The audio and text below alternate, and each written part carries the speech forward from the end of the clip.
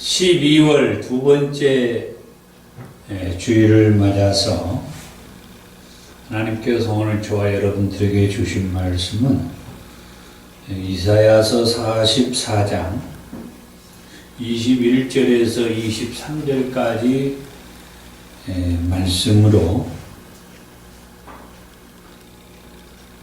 돌아오라는 제목을 가지고 말씀을 듣도록 하겠습니다.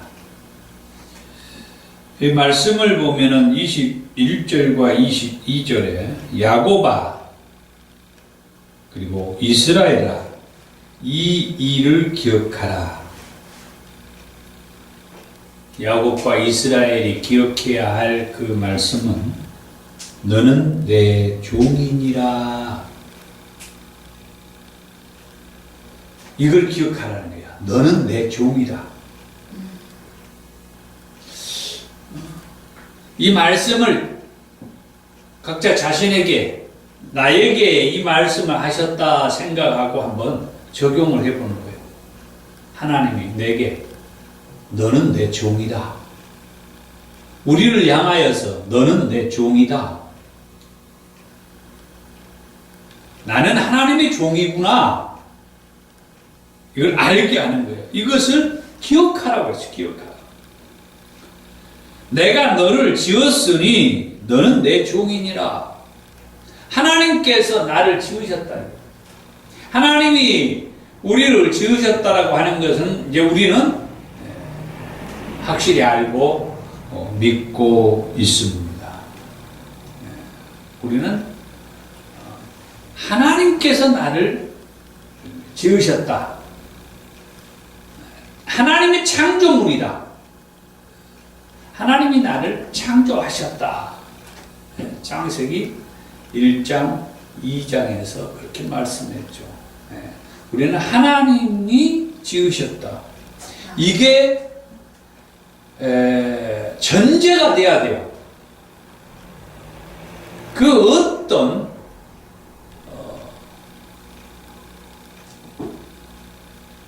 하나님이 나를 지으셨다고 하는, 하나님이 창조주라고 하는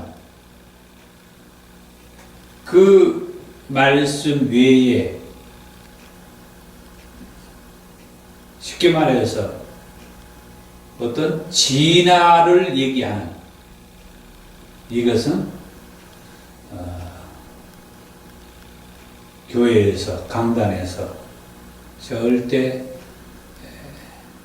가르치거나 얘기를 해서는 안 된다. 왜? 성경은 그리고 하나님께서는 분명하게 말씀합니다. 하나님이 우리를 지으셨다. 이스라엘아 너는 나에게 잊혀지지 아니하리라. 왜? 하나님께서 우리를 지으셨으니까. 우리가 이 말씀을 알아듣기 쉽게 얘기한다면 이렇게 얘기할 수가 있어요. 어머니들이 자녀를 낳았어요. 자기 몸으로 낳은 거죠. 그런데 그 자녀를 잊을 수 없다라고 하는 말과 같은 거예요. 그 자녀가 어떤 짓거리를 한들 내 자식이다. 내 자식. 좀 더 깊이 얘기하면 고슴도치도 지 자식은 이쁘다라고 그렇게 생각한다고 말을 하죠. 그러듯이 내가 낳는 내 자식은 그 자녀가 어떤 짓거리를 한다고 하더라도 내 자식이 하는 것은 이뻐 보이는 것이 부모의 심정이고 특히나 어머니의 마음입니다. 그게 오늘 본문의 말씀이에요. 하나님께서 우리들을 향하여서 이스라엘을 향하여서 하는 말씀이에요. 이스라엘아 너는 나에게 잊혀지지 아니하리라. 왜? 내가 너를 지었기 때문에, 내가 너를 낳았기 때문에 너는 내 백성이기 때문에, 너는 내 자식이기 때문에 나는 너를 잊을 수가 없어. 그렇게 말씀하시는 거예요. 그러면서 22절에 내가 내 허물을 빽빽한 구름같이 내 죄를 안개같이 없이 하였으니.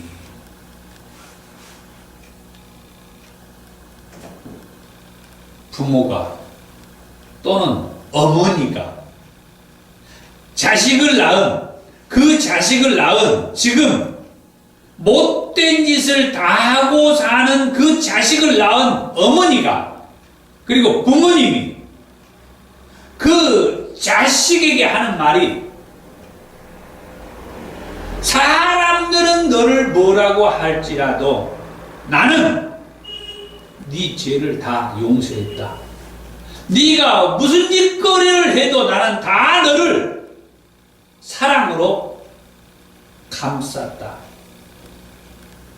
너는 죄가 없어. 그렇게 말하는 것과 같은 거예요. 감히 우리 인간들의 그 삶을 하나님에게 이렇게 적용한다는 것이 조금 안 맞습니다만은, 이해를 돕기 위해서 제가 그렇게 한번 얘기를 해본 겁니다.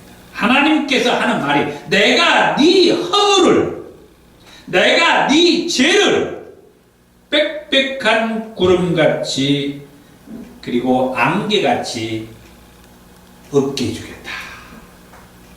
그리고 없게 하였다 그랬어요. 이미 해버렸다는 거예요. 죄를 없애 주셨다는 거예요. 아멘.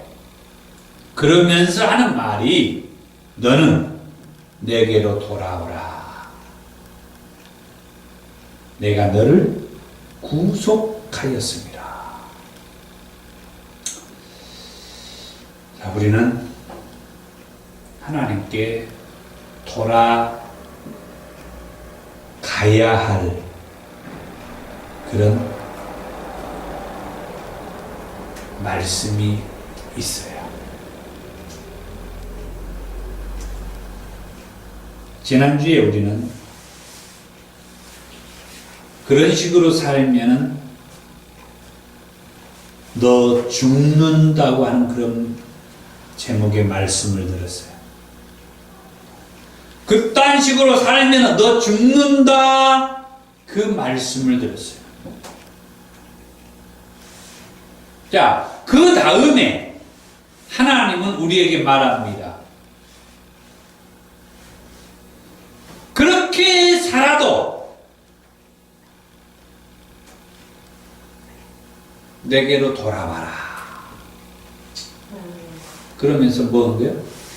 받아주겠다는 거예요. 그렇게 살지라도 내게로 돌아와라.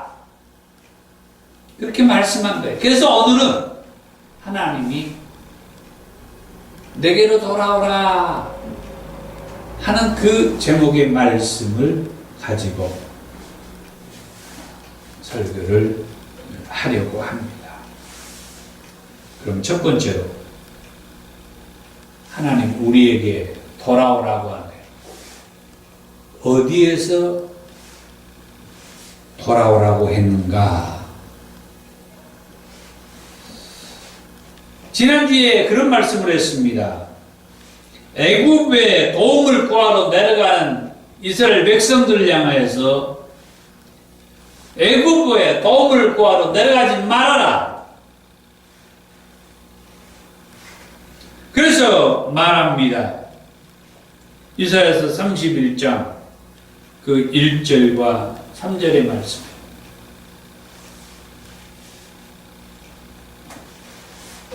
애굽에 도움을 구하러 내려가는 그 자리에서 하나님께 도움을 구하러 돌아오라. 물론 그 당시에 애굽은 풍부했다고 그랬어요. 힘이 있었어요. 그러니까 도움이 필요한 사람들은 애굽으로 도움을 구하러 가는 것은 그 잘못된 게 아니라 일리가 있어요. 그 이사야서 31장의 말씀해 보면 말과 병거와 마병과 이런 아주 전쟁을 하는데 힘이 될 만한 그 전투력을 몇 배나 증가시켜 줄 수 있는 그런 힘이 그 애국을 가지고 있었다. 예를 들어서 전쟁을 하는데 그 걸어다니는 병사들 일명 보병이라고 그러죠. 보병이 있는 것과 어떤 포를 가지고 있는 그런 전투력은 다른 거죠. 우리는 한참 걸어서 가가지고 어떤 그 전쟁의 현장에 가고 있는데 그 어떤 데에서는 차에다 포를 싣고 운전병이 끌고 가가지고 가가지고 그 진지를 먼저 점령을 하고 차지하고 해서 기다리고 있다가 한참 힘들게 걸어오는 보병들에게 포탄을 쏘고 총을 쏘고 하면은 그 보병들이 해보겠어요? 그래서 이 애굽이 말과 마병과 병거를 가지고 있는 이런 그 전투력을 배가 되는 그런 힘을 가지고 있으니까 이 애굽의 도움을 구하러 가는 것은 일리가 있어요. 그러나 하나님께서는 말씀합니다. 애굽의 도움을 구하러 가지 말아라. 나한테 도움을 구해라. 내게로 와라. 내게로 와라. 그렇게 말씀한다는 거예요.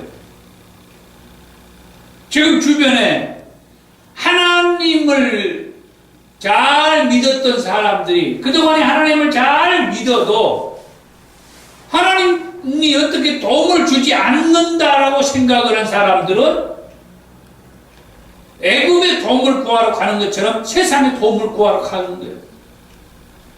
그들에게 하나님의 말씀하는 거예요. 뭐라고요? 나한테 돌아와라, 돌아와라. 그 사람들이 생각할 때는 하나님을 그렇게 믿고 하나님을 그렇게 의지하고 했음에도 불구하고 하나님께서 아무 힘이 되지 않고 도움이 되지 않는 것처럼 느끼질지 몰라도 그래도 하나님의 말씀합니다. 내게로 돌아와.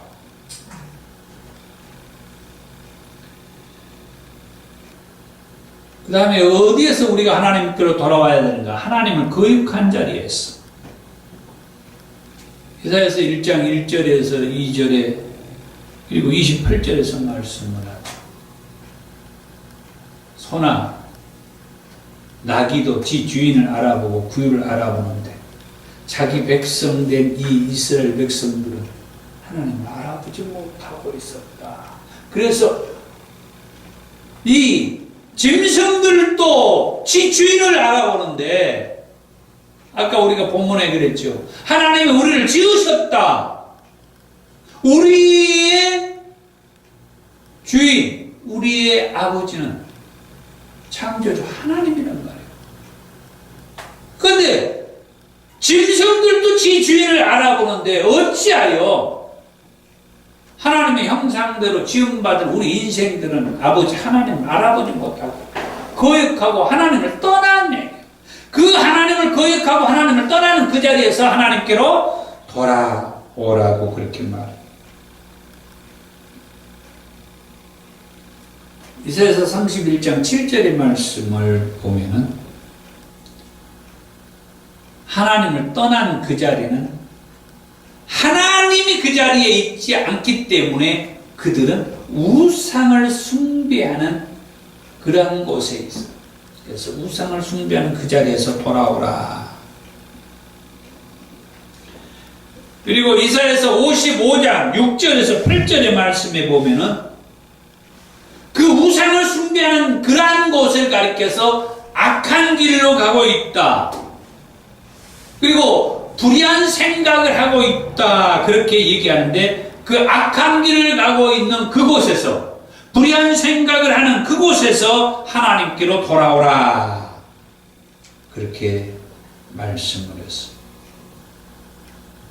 그러면 하나님께서는 두 번째로 왜 하나님께로 돌아오라 하느냐? 왜 하나님께로 돌아가야 하느냐?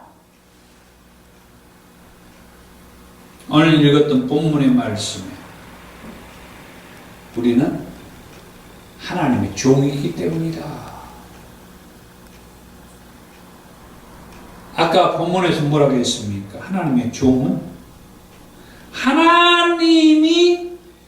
하나님으로부터 지음받았기 때문에 하나님의 종이다.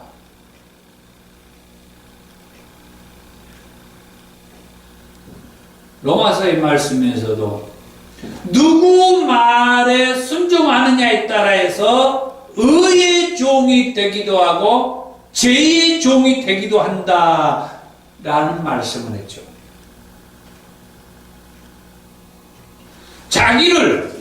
우리를 지으신 창조주 하나님의 말씀을 따르는 종이 되어야 돼. 우리는 그게 당연한 거죠.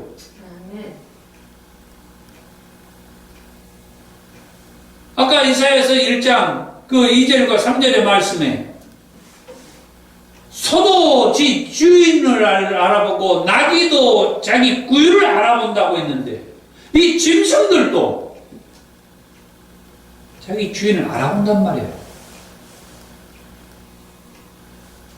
그런데 우리를 지으신 하나님을 왜 우리는 거역하고 멀리 떠나냐? 다시 말해서 알아보지 않느냐 이거. 알아보지 못하느냐 이거. 이건 잘못돼도 한참 잘못된 거죠. 그래서 하나님께서는 말씀합니다. 내게로 돌아오라. 내가 네 아버지야. 내가 너의 주인이야. 너는 내가 지었어. 너는 내 피조물이야. 내가 너를 만들었단 말이야. 내가 너를 낳았어.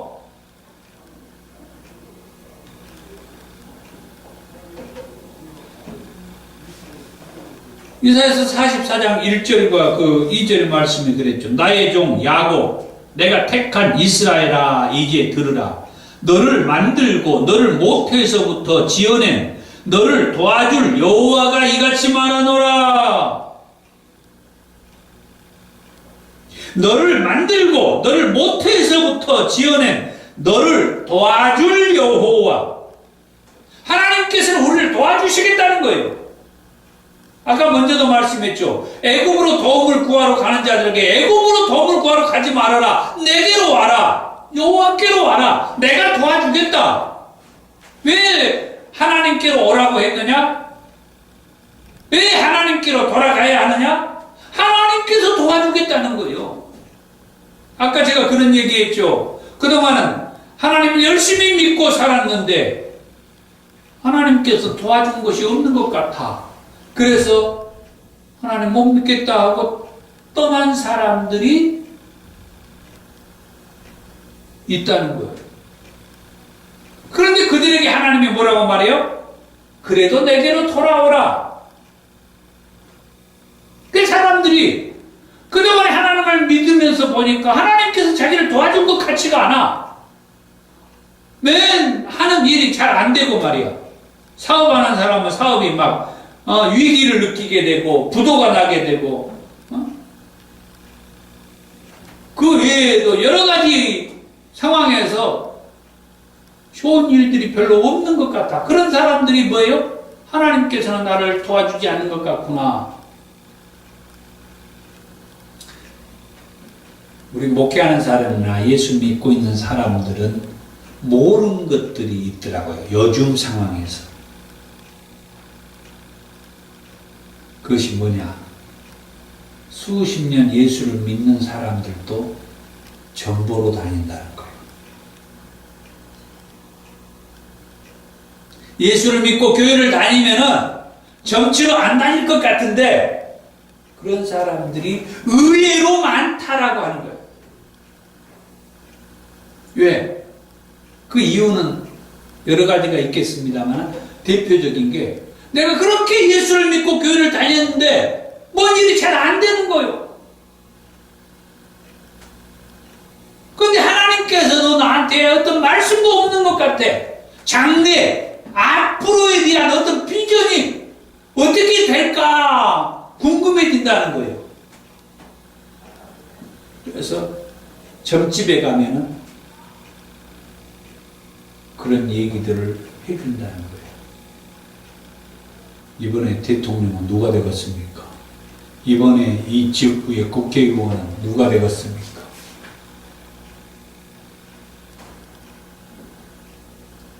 그렇게 하나님을 믿는다고 하면서도 변화가 없으니까, 더 좋아지는 기미가 보이지 않으니까 점집에 가가지고 점을 쳐본다는 거죠. 앞으로 어떻게 될 것인지. 믿는 사람들도 그런 사람들이 개인적으로 누가 말하는 것이 아니라 요즘에 텔레비를 보면은 그 텔레비 출연하는 사람들이 예수를 믿고 뭐 하는 사람들인데 얘기하던 도중에 그 토크하는 도중에 예전에 어디를 가봤다, 어디 점집을 가봤다 하는 얘기들을 하는 거예요. 그래서 저도 얘기합니다. 교회를 다닌다는 사람들도 그렇구나. 예를 들어서 자녀가 40이 넘어가고 50이 넘어가고 하는데 결혼을 못해서 왜 얘가 결혼을 못하는지 열심히 그동안 하나님을 믿으면서 기도하고 중매나 선도 이렇게 연결하고 했는데도 잘 안 돼. 그러다 보니까 점집을 찾아가는 사람이 있더라고 하는 거죠. 본인은 말할 것도 없고 그 부모도 그렇더라는 거죠. 어떤 애절함, 간절함이 있어서 그러겠지만 하나님은 그들에게 말합니다. 그래도 내게로 와라. 너를 도와줄 자는 나다. 너를 만들고 너를 모태에서부터 지어낸 너를 도와줄 여호와가 말한다. 여호와 하나님께서 도와주겠다는 거예요.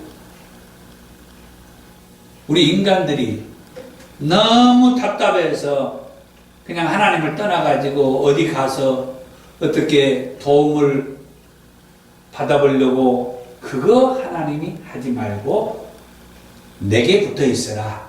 나만 따라와라. 하는 말씀이죠. 왜 그러느냐?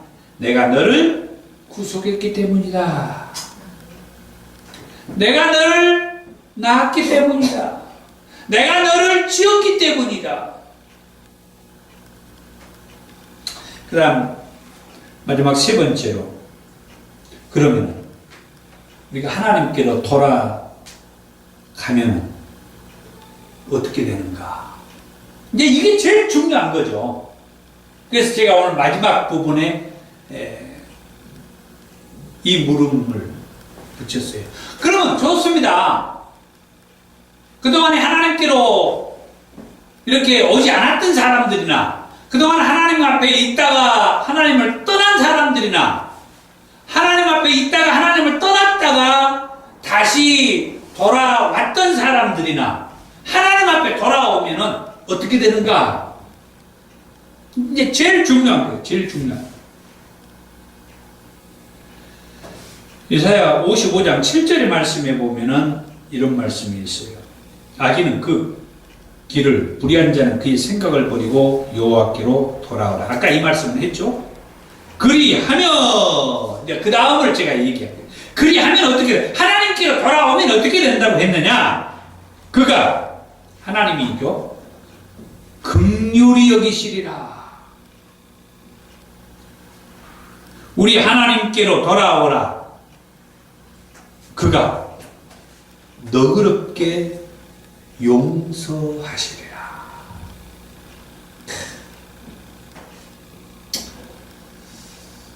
죄를 지으면은요, 우리 이 신앙생활 하는 사람들이 조금 이해를 잘 못하는 부분이 있어요. 그게 뭐냐? 죄를 짓는 사람들에게 가가지고 하나님은 당신을 사랑하십니다. 그래서 하나님께서는 독생자 예수 그리스도를 보내주셨습니다. 그리고 십자가에 못 박혀서 피 흘려 죽게 하시고 3일 만에 다시 살아나셨는데 그 예수님을 믿으면 죄에서 사함받고 구원받습니다. 그동안의 모든 죄가 용서받습니다. 그 예수를 믿으면 죄에서 사함받고 용서받고 구원받습니다. 그 예수를 믿었습니까? 그 예수님을 지금 마음에 영접하면은 구원을 받거든요. 자, 저를 한번 따라서 해볼까요? 하면서 영접 기도를 한 다음에 영접 기도가 끝났어. 그 사람은 아무 개념이 없이 따라서 하나님께 따라서 하고 따라서 하다 말다 그랬어. 영접 기도가 끝난 다음에 우리 전도하던 사람들이 말합니다. 이제 형제님, 예수님 어디가 계십니까?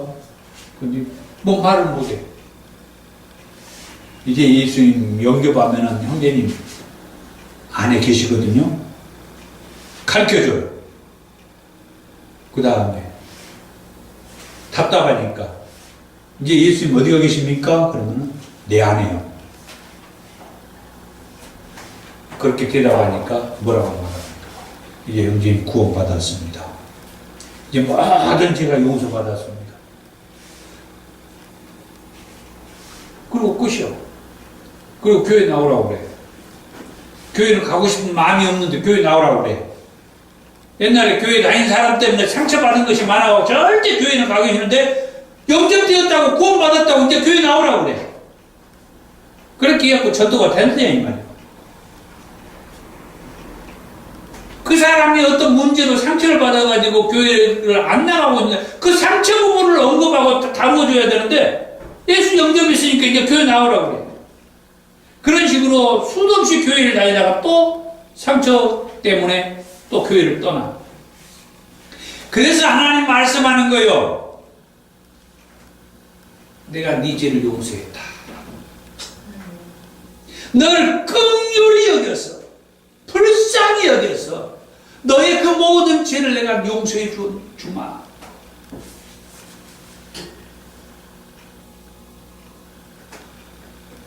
죄 용서함이 있어야 돼. 죄 용서함. 죄 용서함이 분명하게 느껴져야 돼요. 그게 믿어져야 돼요. 아무리 감정적인 어떤 문제가 있어서 하나님을 떠나고 이렇게 했다 할지라도 그 사람도 뭐예요? 죄인이라고 하는 거예요. 모든 사람이 죄를 범하였으니 하나님의 영광에 이르지 못하더라. 이 죄에 있어서 분명하게 언급을 해줘요. 그래서 지난주에 제가 그런 설교를 했던 것이 그겁니다. 그딴 식으로 살면 너 죽는다 하는 거예요. 이 죄의 문제에 대해서 말씀을 해줘야 돼요. 언제까지 그렇게 살 것이냐. 아무리 하나님의 은혜고 하나님의 사랑이고 하시지만 본인이 죄에 대해서 하나님 앞에서 분명하게 고백하는 것이 없으면 안 된다. 인정하는 것이 있어야 돼요. 아, 내가 잘못 살았구나. 내가 죄인이구나. 대부분의 사람들은 내가 죄인이라기보다는 다 주변 사람들이 잘못했다고 해요. 그래서 감정적인 상처도 다 주변 사람 때문에 나오는 거예요. 자기는 아무 문제가 없었는데 저 사람들이 이렇게 하다 보니까 내가 기분이 나쁘다. 자, 어찌됐든 자기가 분명하게 제 고백이 있어야 되고 그런 고백 가운데에서 하나님께서 그 죄를 용서해 주는. 어떤 때 용서를 해요? 하나님 앞에 돌아오면. 하나님 앞에 돌아오면 하나님께서 긍휼히 여기시고 용서해 주신다는 거예요. 하나님을 거역하고 떠난 거, 하나님을 믿지 않고 우상을 숭배했던 거, 이런 모든 것들을 용서해 준다는 거예요. 돌아오면. 그리고 돌아오면 어떻게 되느냐? 이사야서 49장 5절의 말씀에 보면은 맨 끝에 그런 말씀이 있어요. 그러므로 내가 여호와 보시기에 영화롭게 되었으며 나의 하나님은 나의 힘이 되셨도다. 하나님 앞에 돌아오는 그들에게 하나님께서 힘이 되어 주셨다. 하나님 앞으로 돌아오면 하나님께서 그의 힘이 되어 주셨다. 도움이 되셔. 시편 기자가 말하는 구원자가 되어 주시고, 바위가 되시고, 반석이 되어 주시고, 도움이 되어 주시고, 의지할 자가 되어 주시고, 하나님 앞으로 돌아오면 하나님께서 도울 힘이 되어 주신다. 그리고 이사야서 51장 11절과 또 이사야서 35장 10절에 보면은 같은 말씀이 있는데, 하나님 앞에 돌아오면은 영원한 기쁨이 그들의 머리에 있고, 그리고 반대로 슬픔과 탄식을 달아날 것이다. 하나님 앞으로 돌아오면 슬픔과 탄식은 달아나고 영원한 기쁨이 그들의 머리에 있다. 항상 좋은 일, 날마다 더 좋은 일이 하나님께로 돌아오는 자들에게 있을 것이다. 그 말씀. 얼마나 좋아요. 그 다음 마지막으로 하나님 앞으로 돌아오면 어떤 일이 있느냐. 이사야서 49장 6절의 말씀에 보니까 내가 또 너를 이방의 빛으로 삼아 나의 구원을 베풀어서 땅 끝까지 이르게 하겠다. 하나님 앞으로 이 백성들을 돌아오라고 말씀을 하면서 하나님 앞으로 돌아오게 되면 하나님께서 그들을 통하여서 이방의 빛으로 삼겠다. 아멘. 이방의 빛으로 삼는 무슨 말이냐? 이방 사람들에게 가가지고 빛이 되게 하겠다. 그래서 그 이방 사람들이 예수를 믿도록 하나님을 믿는 자로 하나님께로 돌아오는 자들을 들어 쓰시겠다. 아멘. 예수를 믿기는 믿어도 다른 사람들도 예수를 믿으라고 전도하는데 관심이 없는 사람들은 이 말씀이 상관이 없어. 신경 별로 와닿지도 않아요. 그러나 어떻게 해서든지 우리 주변에 있는 사람을 예수 믿게 해야 쓰겠다 하면서 기도하면서 고민하면서 어떻게 해서든지 저분이 예수를 믿게 해야 쓰겠는데, 그런 관심을 가지고 사는 사람들은 이 말씀이 그렇게 기쁠 수가 없어. 내가 하나님 앞에 돌아가면 나 같은 사람을 통하여서 저 사람도 예수를 믿게 해주겠다.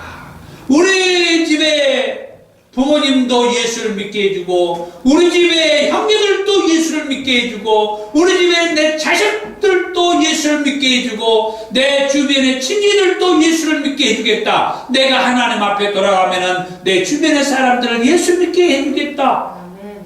구원받게 해주겠다. 나를 이방의 빛으로 삼겠다. 아멘. 하니까 하나님 앞으로 돌아가는 것이 얼마나 하나님께서 기뻐하신 일인지 알 수가 있습니다. 그딴 식으로 살면 너 죽는다 말씀을 듣고 오늘은 하나님 앞에 돌아오면 하나님께서 이렇게 해주겠다 하는 말씀을 듣게 됩니다. 그동안 어떻게 살았다 할지라도 말씀합니다. 지금이라도 하나님 앞에 돌아오라. 지금부터라도 예수를 제대로 믿어라. 지금부터라도 하나님 앞에 돌아오면은 하나님께서 용서해 주신다. 구원해 주신다. 그리고 아직까지 예수를 믿지 않는 사람들, 그들을 다 예수 믿는 사람으로 나 같은 사람을 통해서 예수 믿게 하겠다. 이방인 빛으로 삼아주겠다. 그러면서 더 좋아지게 해 주시겠다고 약속해 주셨습니다. 기도하겠습니다.